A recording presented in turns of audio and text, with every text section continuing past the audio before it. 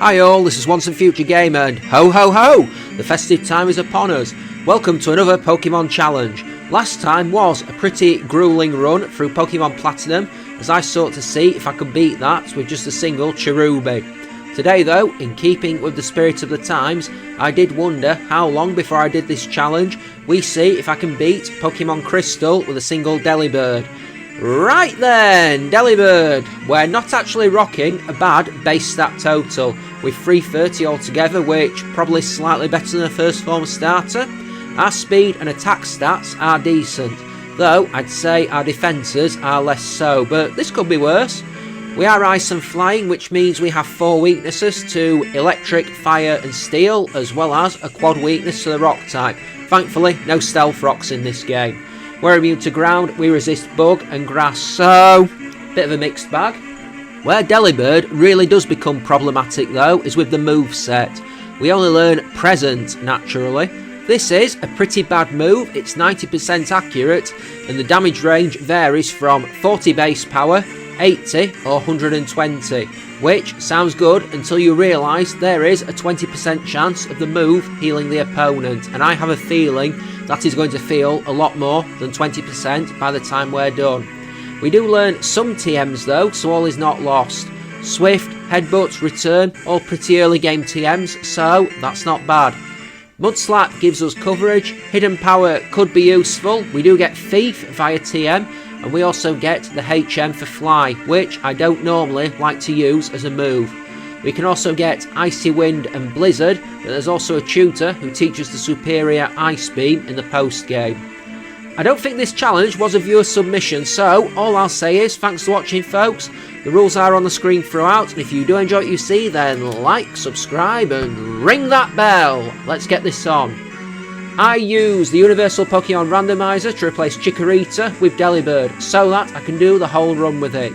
I chose to replace Chikorita so that the rival would steal Cyndaquil, the hardest for us to fight. When we get our Delibird, I nicknamed them Santa because, well, why the heck not? It seems appropriate, I'll say that. Not long after, I head out to the first route to train, and it takes 5 present attacks to bring down 1 Rattata. I know on a challenge a while back I proved Rattata can be pretty potent in the right hands, but yikes! Let's carry on doing this then. I will need to be reasonably powerful for the first gym, I'm sure, since this bad move is our only option until then. Not long then until we have the rival fight, and I've decided that I am not going to mess about with Present in this fight. So, considering the move only has 15 power points, we burn through those and then head into the fight with Rod.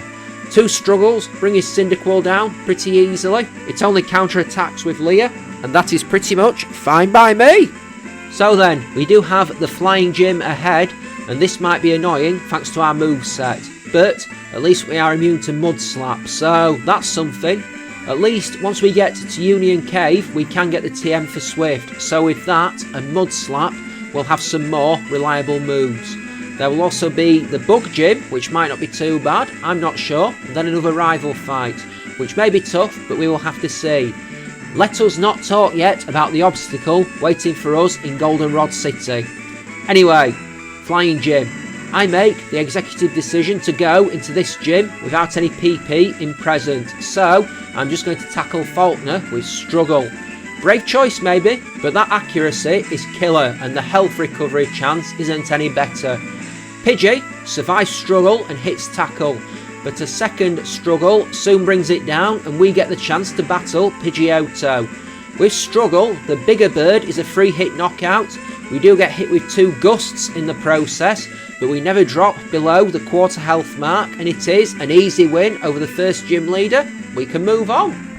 It is time to head south then, and I did teach Delibird Mudslap in the process, so at least we have a way to hurt stuff that resists Present and Struggle. Handy, as Union Cave is next, and there are trainers who use Onyx and Geodude in here for sure. Not a fantastic way to fight, but oh well. We do also get the TM for Swift while we are in here, so that's probably going to mark the last time we need to use Present, so massive win in my book. Not long after that, it's time to fight through the Slowpoke well, and it's a chance to get some more levels ahead of the Bug Gym.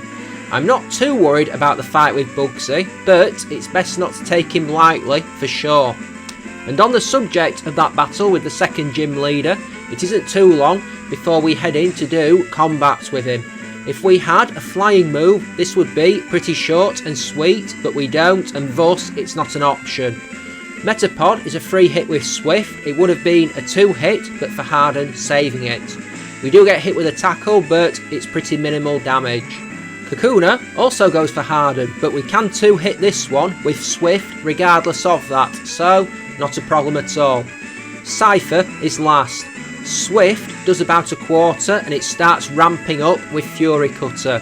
We do get hit with a few quick attacks, but even they don't really hurt us too much, and 4 Swifts are enough to bring down the oversized praying mantis.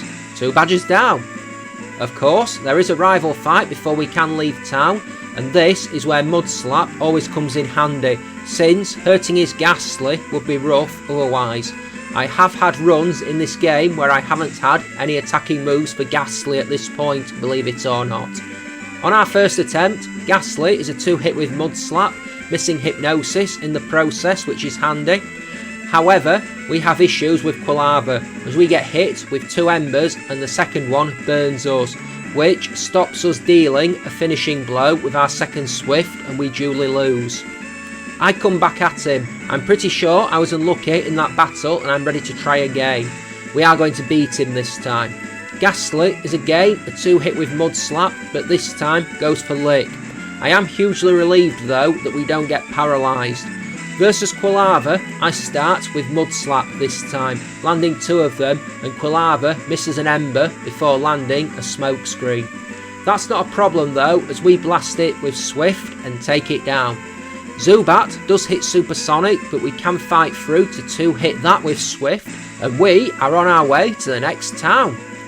Going through the forest, I know exactly what is next, and this is going to be rough, as it is Whitney's Satanic Cow, and don't forget what that means, we are going to be facing Rollout. Rollout that's quad effective against us. This is going to absolutely hurt, so I can't help but wonder what sort of level we will need to be. I don't even feel like the Ghost Gym is going to be particularly pleasant after either, if I'm honest. That always seems to be a gym I need to be either supremely lucky to win in, or massively over level. Whitney fight then. I guess we need to make a stab at this at level 27, just to see how we do versus her. I mean, I'm not sure it will be enough, but we've got to make the effort, just purely to gauge our chances. Clefairy takes slightly over half its health from Swift, then uses Metronome and boosts her defences with Acid Armour. She then survives the next Swift, misses Double Slap, and then we down her with a 3rd Swift. We land 3 Mud Slaps on Miltank to try and wreck her accuracy, but getting crit by Rollout really doesn't help our chances, and although we do drop her down to just above the half health mark, we soon do get ended and our effort comes to nothing. I train up and then come back to try again. This time I've raised our level up to level 31, so hopefully this makes a difference. We face off with the Clefairy at the start this time, and although we 2-hit that with Swift, we do get hit with Double Slap and lose a chunk of our health to the blows. Our luck does hold out versus Miltank as we fire a barrage of Mud Slaps at the Satanic Cow. We get hit with 1 rollout, but that's it, and that's fine by me, since a quad effective move is never nice to be hit by. She does also land a Stomp, but we shrug that off reasonably well, and a combination of Mud Slaps and Swifts soon bring her down. 3 badges in hand. As we head into Ecruteak City, let's do Delibird trivia. There are a lot of Pokédex entries about them carrying food all day, sharing it with lost people, giving it to their chicks and throwing it at their opponents. The Gen 3 Hoenn Pokédex entries talk about how a famous explorer once managed to reach the peak of Mount Everest thanks to the Pokémon sharing its food, although it was changed in Oras to simply the world's highest mountain. The Ultra Sun Pokédex talks about how, because it is an omnivore, sometimes the food it gives to people is bug-type Pokémon. Iron Bundle also exists as a paradox form of Delibird. It is one of the few Pokémon who can learn TM moves while having less than 4 level up moves. It has Insomnia as its hidden ability and Vital Spirit as a regular ability, which do exactly the same thing. It appears to be based on the Rockhopper Penguin, though the colour scheme of red and white, the ability to give presents and the sack-like tail are likely to have come from Santa Claus, and also possibly the white stork. Its name is a combination of delivery and bird. Deli may also have derived from the Adelie penguin. I'm sure I saw something years ago that said delicatessen might also have been an influence because of the food, but I'm not sure how verifiable that is. A Delibird had a decent sized anime part as a member of Team Rocket, particularly in Journeys, where it delivered Pokemon for Jesse and James to use in battle. In the Burnt Tower we have a rival fight, and thus I'm pretty sure this isn't going to be pleasant, but all we can do is keep building our strength and hope for the best. He begins with Haunter, and Mudslap does over half before it ends itself with Curse. That has put us on a timer, unfortunately. Magnemite comes out, we one hit that with Mudslap, so that's a minor relief. Curse doesn't hurt us on knockout turns, so if we one hit everything, we'll be fine. Quilava is third, we hit Mudslap before it misses Smokescreen and Ember. 2 more of our attacks soon bring it down, and our health is looking a bit less than it was. We one hit Zubat with Swift though to give us a win, and we can move on. Before I head into the Ghost Gym, I head over to the Lake of Rage to get the TM for Hidden Power, just purely to see if it gives us a better option to use on Morty than Mudslap. It's always entirely possible. A good hidden power type can make things so much smoother in these runs, so I'll have to wait and see what we're playing with. I get the TM and teach it to Santa before I head over to try and find out what sort of power we have. As always, the only way is to test it. It does neutral damage on a Pidgeotto, neutral damage on a Magikarp, but when we use it on a Gyarados, it's not very effective, so that narrows it down quite considerably. We use it on a Nidoking, and it is also not very effective. I'm starting to think it might be a fighting type hidden power at this point. It is resisted by a Slowbro, so that adds fuel to my theory, and finally I test it out on a Rattata, and when it turns out to be super effective, I know for sure. That fighting type hidden power doesn't help us in the Ghost Gym for sure, but either way I head into there at level 38 and prepare to throw down with Morty. I'll see how we can do at this level. Might go well, might go badly, we'll see. We do at least one hit the Ghastly with Mudslap, so that is something. Haunter survives Mudslap and goes for Curse, so we take the victory, but we are on that timer now. Mudslap does about a third of Gengar's health, it lands Hypnosis, and a combination of Curse damage and Dream Eater leaves us weak. We do wake up and land another Mudslap, but it's too little, too late, and we go down, crashing to defeat to the Ghost. There are some more attempts to get over on him, and eventually we get a run that looks like this. This time, Ghastly survives Mudslap on a Sliver and finishes itself off with Curse, so I automatically think this run will be a wash. Haunter is a 2-hit with Mudslap, but misses Hypnosis, so that's something at least.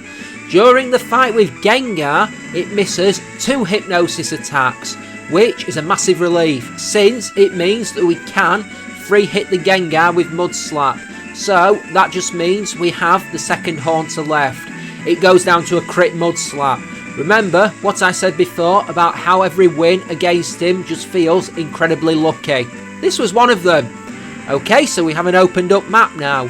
We have options as we climb the lighthouse. There is the Fighting Gym as an option, the Steel Gym, which might be rough, and also the Rocket Hideout and the Ice Gym. I have to go to Siamwood City anyway, so the Fighting Gym might be my next port of call. I'll see how we do in the Steel Gym, but if it's not happening, I'll hit the Ice Gym and come back later.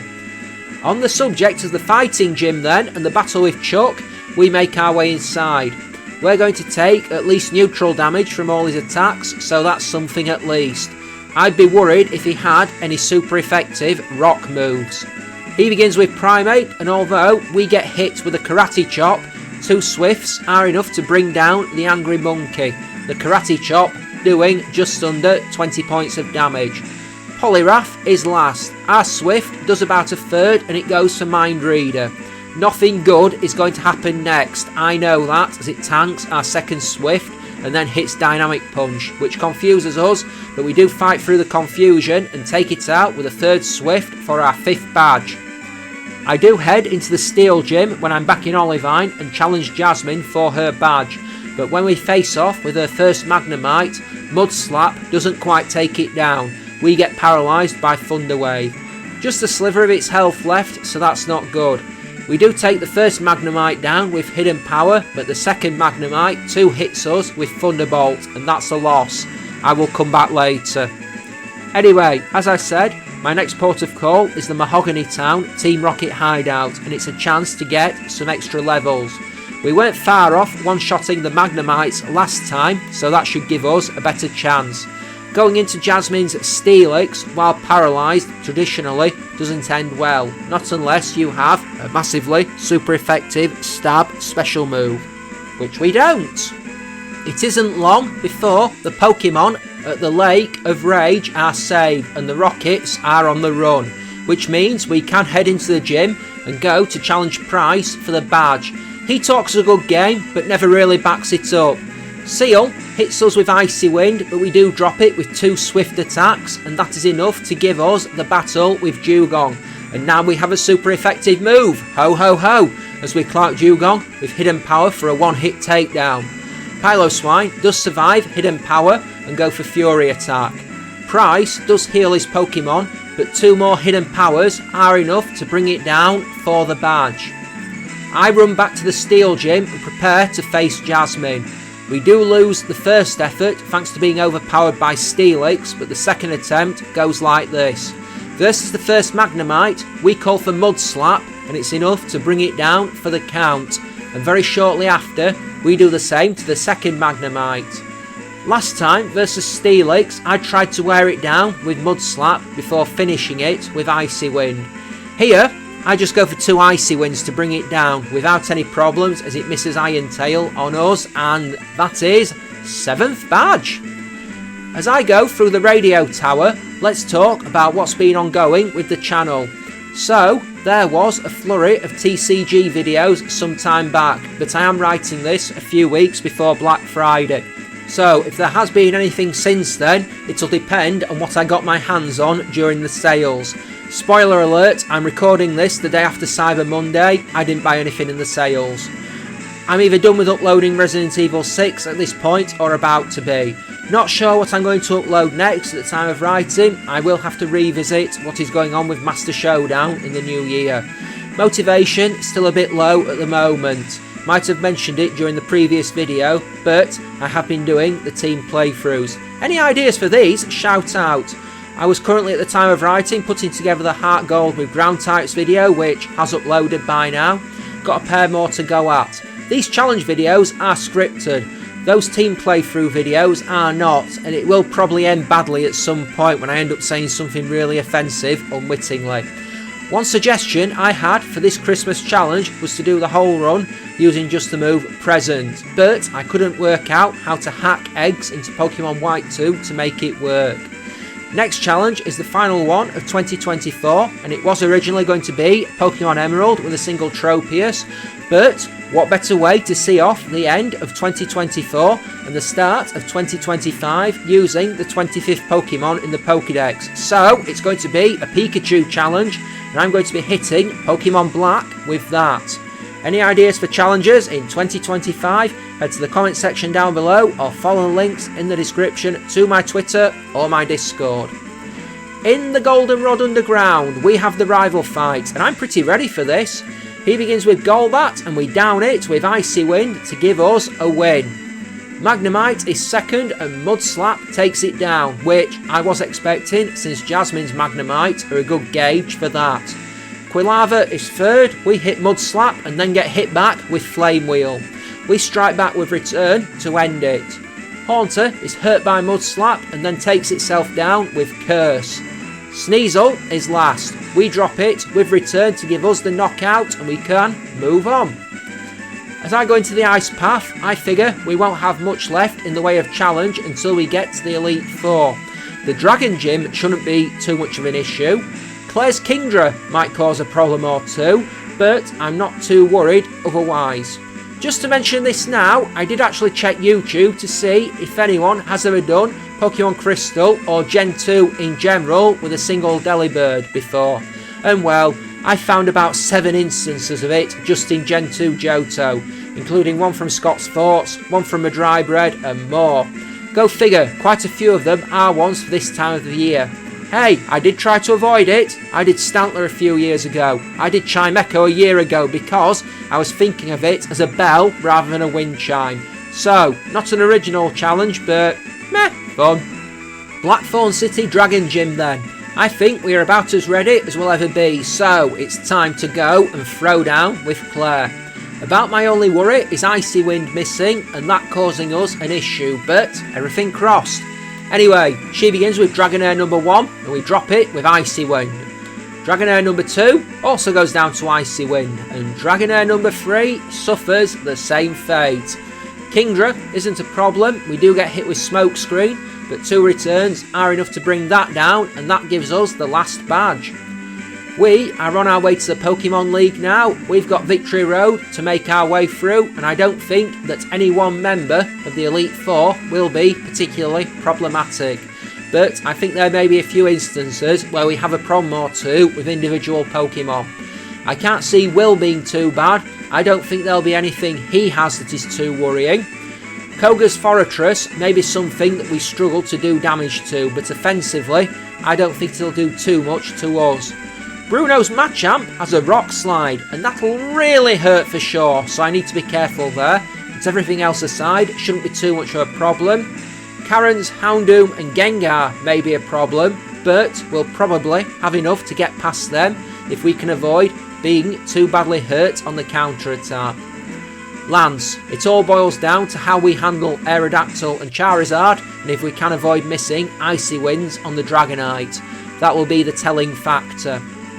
There is a Victory Road rival fight to do before we can make it into the Indigo Plateau, and well, we've got to do this to get there. Let's take him down one final time. We lose a first attempt thanks to paralysis, but second one goes like this. He opens the fight with Sneasel this time, and we drop it with Hidden Power. Magneton is second and also goes down to a Hidden Power. Typhlosion is hurt by Mud Slap but burns us with Flame Wheel, and we have to strike 2 returns to bring it down.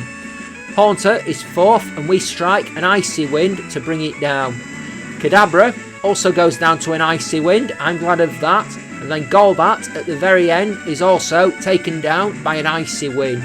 Phew, that could have gone very badly, very quickly. Anyway, as I stand in the Pokemon League, here are our stats at level 67. Speed is decent, regular attack and special attack are pretty much a push on each other. Regular is slightly better, but it's not going to be massively noticeable in its difference. Our defences aren't fantastic, particularly the special defence, but we knew that coming into the door. I think we have a decently balanced moveset with what we can learn and what we have access to. About the only other option is Fly, but I think it's a very meh move. Anyway, take your guesses on if we can do it at this level or not. Right now, folks, let's do this. Psychic Trainer Will is up first, and let's see how this plays out. I'm confident he isn't going to be much of an issue. He begins with Xatu, and we blast it down with an Icy Wind attack to give us a knockout. Jinx is second, and we take it out with a return attack before we go to face off with Slowbro. Return crits on Slowbro, which is handy to leave it on a sliver of health, and it goes for Amnesia. To save return PP, I take it out with Hidden Power. Xatu number 2 goes down to Icy Wind before Executor goes down the same way, and just like that, we take the win. Poison Trainer Koga is second, and I've already said my piece about which of his team may be problematic. Ariados goes down to return, and then it's Fortress. This is the problematic one, potentially. I think we are better attacking it specially, so I go for Icy Wind, and we do slightly between a third and a half of its health while it goes for spikes. I hit both Mud Slap and Hidden Power to put it on red health while we take some damage from swift attacks. Finally, we take it down with Hidden Power. We put Muck on red health with Return while it goes for Acid Armour, but one more Return takes it down. Venomoth goes down to Return before Crobat is last. We hit an Icy Wind to bring it down and giving us a win. Moving on. Fighting Trainer Bruno is third, and this could get interesting. Not really been too many problems so far, but we shall see. Hitmontop is out first. We get hit with 2 quick attacks before we manage to bring it down with Return, which it survives, and Hidden Power, which finishes it off. Hitmonchan is second. Return one-shots it, so that's nice. Onyx goes down to an Icy Wind attack, and then it's Machamp. We hit a Mud Slap for minimal damage. It connects then with Rock Slide, which puts us on red health.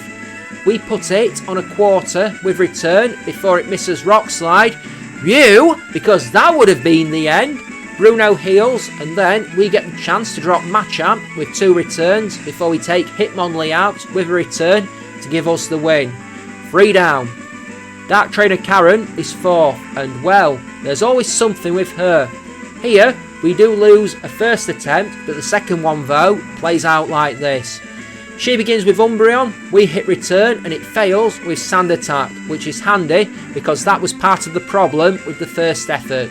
We finish it off with Hidden Power. Houndoom is second and we strike it down with Hidden Power before the third Pokemon is Gengar and we start spamming Mud Slap, hitting 2 of them while it goes for Spite and takes itself out with Curse. Sand Attack and Curse were the problem in the first run. Vileplume goes down to Icy Wind before we strike Murkrow down with Return to give us the win and the chance to fight the champion. Lansden, and see my previous comments about how I think this might go. Could be smooth, could be rough, but we shall see. Gyarados survives Return and goes for Rain Dance before we take it out with a second Return for the knockout. Charizard is second and I'm pretty glad of the Rain. It survives Return and hits Flamethrower, but the Rain mitigates the damage somewhat before we take it out with a second Return.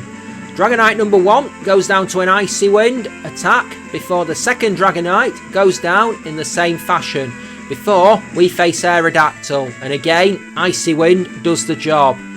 The third Dragonite is his 6th Pokemon, and once again Icy Wind takes it down, and just like that we've beaten the champion. We can move on and enter the Hall of Fame. Except, you know the drill. There's the whole Kanto post game, and you know we're taking on Blue and Red just to see how much of an apex predator Delibird is. I did replace Icy Wind with Ice Beam before heading to Kanto. More power, more accuracy. The blue fight then, and I think we're going to be in for an experience. He begins with Pidgeot, and we immediately strike Ice Beam to take it down. Arcanine is second. We start with Return and get hit with Flamethrower before we can take it out with another Return. Alakazam also goes down to Return, and when it's the time of Rhydon, we blast it with Ice Beam for the knockout. Ice Beam hits Gyarados and crits it, which is nice for a one-hit knockout, before we Ice Beam Executor down, and that gives us a win over the former champion of Kanto. Red then, and it's a long walk towards him. I'm obviously worried about Charizard. We did okay versus Lancers, but I doubt he's helpfully going to put the rain up to try and shield us from the worst of the blow. Espeon might be rough too. We don't have great special defence. The first few efforts against Red go badly, as we can take Pikachu out with Return, but whether we use Ice Beam or Return on Charizard, it just doesn't do enough damage, and then we duly get wrecked by Flamethrower. So I decide to retreat and get some more levels. I come back at level 100. It takes a few efforts, and then eventually this happens. Pikachu goes down to Return, and that puts us into the battle with Charizard. It survives our Ice Beam and then hits Flamethrower, but another Ice Beam takes it out. In other runs, Espeon can take us out with Psychic at this point, but here we outspeed. We freeze Espeon with our Ice Beam to stop it from attacking us, and we drop it with Return. Snorlax is 4th. We hit Hidden Power for big damage while it goes for Amnesia, and another Hidden Power drops it. Venusaur is 5th. We shoot it down with Ice Beam before Blastoise is last, and we go on the return offensive.